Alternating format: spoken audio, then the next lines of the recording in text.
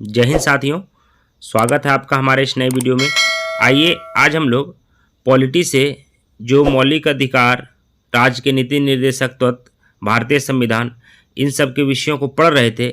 उसके बाद अगला चैप्टर हमारा आता है मौलिक कर्तव्य। आज उसके विषय में हम लोग जानेंगे कि मौलिक कर्तव्य क्या है और ये कहाँ से लिया गया है और कौन से संविधान संशोधन में जोड़ा गया है, मूल संविधान में था या नहीं था, इन सब के विषयों के बारे में जानेंगे। और साथियों, एक छोटा सा टॉपिक है, एकदम छोटा सा टॉपिक है, तो इसको बहुत ध्यान से, और काफ़ी इम्पोर्टेंट है, बहुत ध्यान से हम लोग इसको पढ़ते हैं। डिटेल में भी जानेंगे और आप वीडियो में बने रहेंगे। डिटेल में जानने के बाद एक छोटा सा इसमें हम लोगों ने ट्रिक को इस्तेमाल किया है, मौलिक कर्तव्य को याद कैसे रखा जा सकता है। तो चलिए हम लोग अपने वीडियो की शुरुआत करते हैं और जानते हैं कि मौलिक कर्तव्य क्या था। मूल संविधान में मौलिक अधिकारों की अवधारणा को रखा गया था, परंतु मौलिक कर्तव्य को इसमें शामिल नहीं किया गया था। भारत के मूल संविधान में 22 भाग, 395 अनुच्छेद और 8 अनुसूचियों को शामिल किया गया था। तो उसमें भाग 3 में मौलिक अधिकारों को तो रखा गया था, लेकिन मौलिक कर्तव्य को शामिल नहीं किया गया था। 1976 सरदार स्वर्ण सिंह समिति ने सिफारिश किया कि संविधान में मूल कर्तव्यों का एक अलग स्थान होना चाहिए। मूल कर्तव्य यानी मौलिक कर्तव्य, मूल कर्तव्यों का एक अलग स्थान होना चाहिए।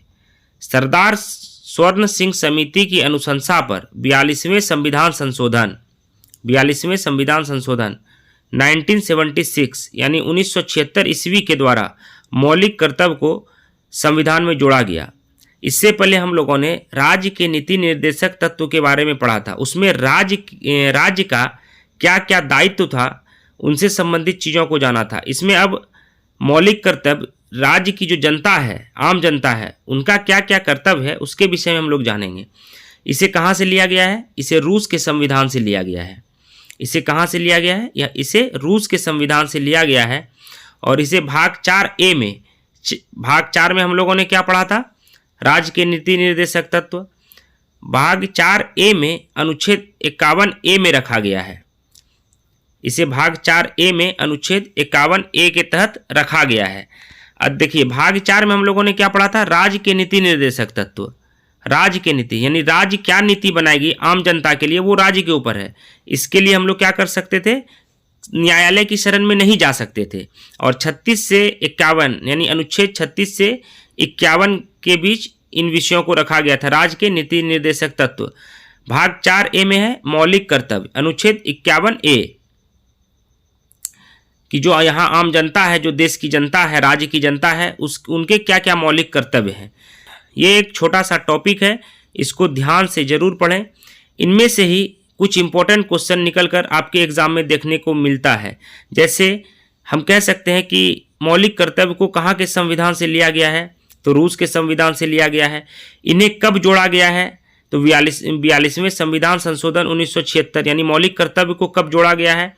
तो 42वें संविधान संशोधन 1976 ईस्वी में। किसकी सिफारिश पर? तो स्वर्ण सिंह समिति की अनुशंसा पर, उनकी सिफारिश पर इन्हें जोड़ा गया है। किसमें रखा गया है मौलिक कर्तव्य को? किसमें रखा गया है? तो भाग 4A में अनुच्छेद 51A के तहत रखा गया है। दोस्तों, आप वीडियो में बने रहिए। मौलिक कर्तव्य को याद रखने का एक छोटा सा ट्रिक भी इसमें शामिल किया गया है, आप देखेंगे। मुझे उम्मीद है कि आपको वो जरूर अच्छा लगेगा। बढ़ते हम लोग वीडियो में आगे। मूल संविधान में मौलिक कर्तव्य को नहीं जोड़ा गया था।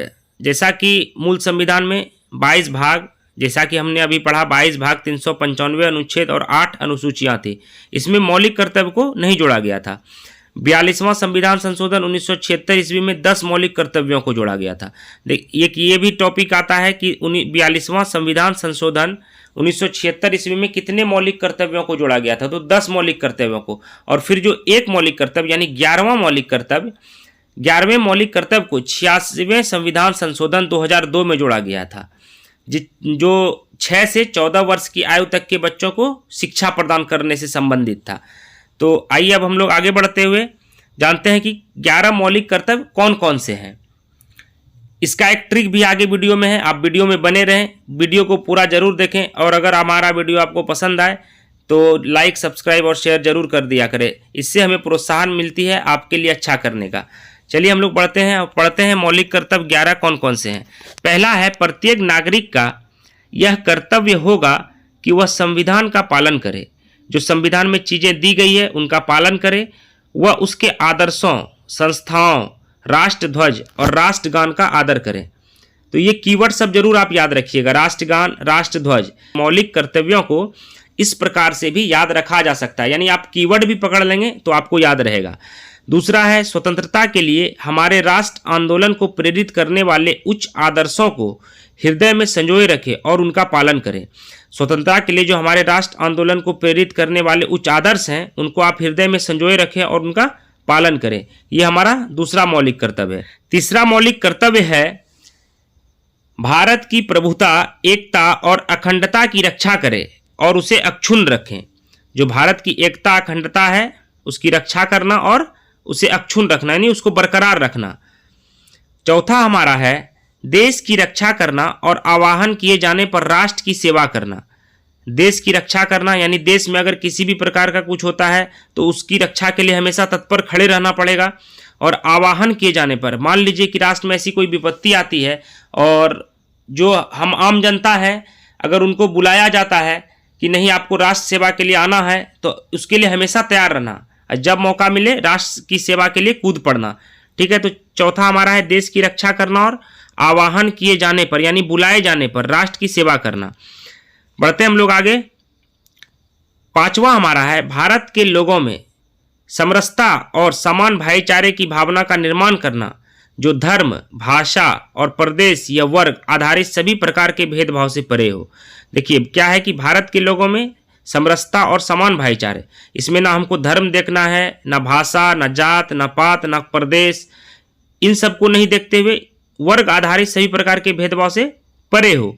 साथ ही ऐसी प्रथाओं का त्याग करना जो स्त्रियों के सम्मान के विरुद्ध हो। तो हमें ऐसी प्रथाओं को भी त्याग करना है जो स्त्रियों के सम्मान के विरुद्ध हो। यह हमारा पांचवा मौलिक कर्तव्य था। छठा मौलिक कर्तव्य है, हमारी सामाजिक संस्कृति की, सामाजिक यहाँ पर नहीं होगा, यहाँ सामासिक हो जाएगा, यहाँ पर जौ के जगह पे सौ, हमारी सामासिक संस्कृति की गौरवशाली परंपरा का महत्व समझे और उसे परिरक्षण करे। जो गौरवशाली परंपरा, संस्कृति हमारी सदियों से चली आ रही है, उसकी रक्षा करना भी हमारा क्या है, एक कर्तव्य है। ये आम जनता का कर्तव्य है साथियों। सातवां हमारा है, प्राकृतिक पर्यावरण जिसके अंतर्गत वन, झील, नदी और वन्य जीव हैं, रक्षा करे और उसका संवर्धन करे तथा प्राणी मात्र के प्रति दया भाव रखें। यानी जो भी प्राणी इस धरती पर जो भी प्राणी है उसके प्राणी मात्र के प्रति क्या करना है, दया भाव रखना है। आठवां, वैज्ञानिक दृष्टिकोण और ज्ञान अर्जन की भावना का विकास करें। आठवां हमारा क्या है, वैज्ञानिक दृष्टिकोण और ज्ञान अर्जन की भावना का विकास करें। आगे इसका ट्रिक भी है साथियों, वीडियो में आप जरूर बने रहें। एक बेहतरीन ट्रिक है इसका, जिससे आपको 11 जो मौलिक कर्तव्य हैं वो आसानी से याद रहेंगे। पढ़ते हैं हम लोग आगे।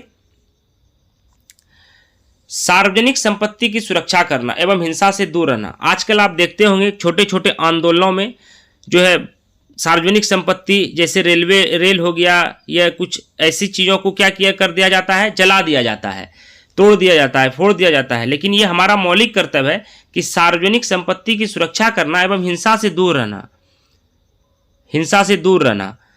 10वां हमारा है, व्यक्तिगत एवं सामूहिक गतिविधियों में सभी क्षेत्रों में उत्कर्ष की ओर बढ़ने का सतत प्रयास करना। व्यक्तिगत एवं सामूहिक, सामूहिक मतलब मिला करके, सब मिल करके, और व्यक्तिगत मतलब इंडिविजुअल। गतिविधियां में सभी क्षेत्रों में जो भी स्कोप है सब में क्या करना, उत्कर्ष की ओर बढ़ने का सतत प्रयास कर रहे हैं। अभी तक आपने देखा कि मौलिक अधिकार, राज्य के नीति निर्देशक तत्व और मौलिक कर्तव्य तीनों में 6 से 14 वर्ष की आयु के बच्चों की शिक्षा की बात की गई है। तो मौलिक कर्तव्य 11वां क्या है, 6 वर्ष की आयु से 14 वर्ष की आयु के बच्चों के माता पिता या संरक्षक यानी जो उस बच्चे को, अगर कोई गोद लिए हुए बच्चे हैं या जो उनका लालन पालन कर रहे हैं, उन्हें शिक्षा का क्या करना, अवसर प्रदान करना।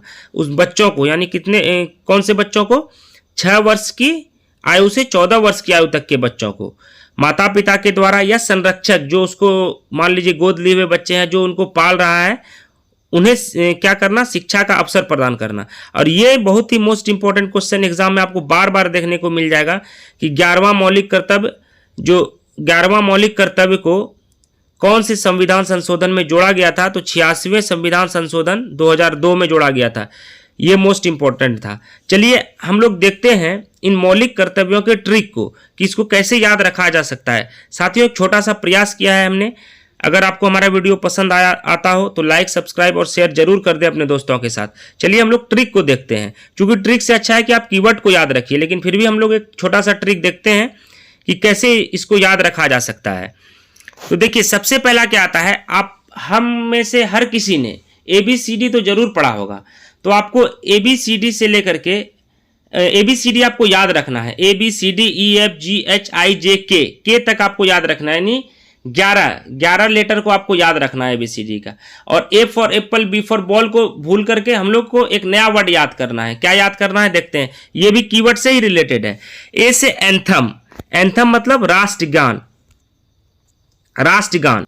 जैसा कि आप पहले मौलिक कर्तव्य में पढ़ा था कि प्रत्येक नागरिक का यह कर्तव्य होगा कि वह संविधान का पालन करे, वह उसके आदर्शों, संस्थाओं, राष्ट्रध्वज और राष्ट्रगान का आदर करे। तो A फॉर एंथम हमको याद रखना है। ये क्या हो जाएगा, पहला मौलिक कर्तव्य हो जाएगा, यानी एंथम, राष्ट्रगान का जिक्र किया गया है पहले मौलिक कर्तव्य में। दूसरा हमारा बापू, बापू से हमारा तात्पर्य है महात्मा गांधी। महात्मा गांधी क्या करते थे, आंदोलन करते थे। तो दूसरा हमारा क्या था, स्वतंत्रता के लिए हमारे राष्ट्र आंदोलन को प्रेरित करना। तो कीवर्ड क्या था, राष्ट्र आंदोलन। स्वतंत्रता के लिए क्या था, राष्ट्र आंदोलन को प्रेरित करना, राष्ट्र आंदोलन को प्रेरित करना। ठीक है, ये हमारा था दूसरा AB। अब हम लोग आते हैं C पर, कंप्लीट यूनिटी। तो तीसरा मौलिक कर्तव्य क्या कह रहा था कि भारत की प्रभुता, एकता और अखंडता, यानी एकता, संपूर्ण एकता। C से कंप्लीट यूनिटी, ये याद रखना है। चौथा हमारा D से डिफेंस, रक्षा। चौथा मौलिक कर्तव्य क्या कह रहा था, देश की रक्षा करना और आवाहन किए जाने पर राष्ट्र की सेवा करना, यानी D से डिफेंस, डिफेंस से रक्षा और रक्षा से चौथा हमारा याद रह जाएगा कि देश की रक्षा करना। पांचवा हमारा E से इक्वलिटी है। इक्वलिटी मतलब समानता। भारत के लोगों में समरसता और समान भाईचारे, यानी समान भाईचारे की बात कर रहा था कौन, पांचवा मौलिक कर्तव्य। तो E से इक्वलिटी। इस तरह से हम लोग ABCDEFGHIJK तक हम लोग देखेंगे कि कैसे इसको याद रखा जा सकता है। E फॉर इक्वलिटी मतलब समानता। छठा है हमारा फैंसी कल्चर, सामासिक संस्कृति। तो छठा हम लोगों ने पढ़ा था, हमारी सामासिक संस्कृति की गौरवशाली परंपरा का महत्व समझे और उसका परिरक्षण करें।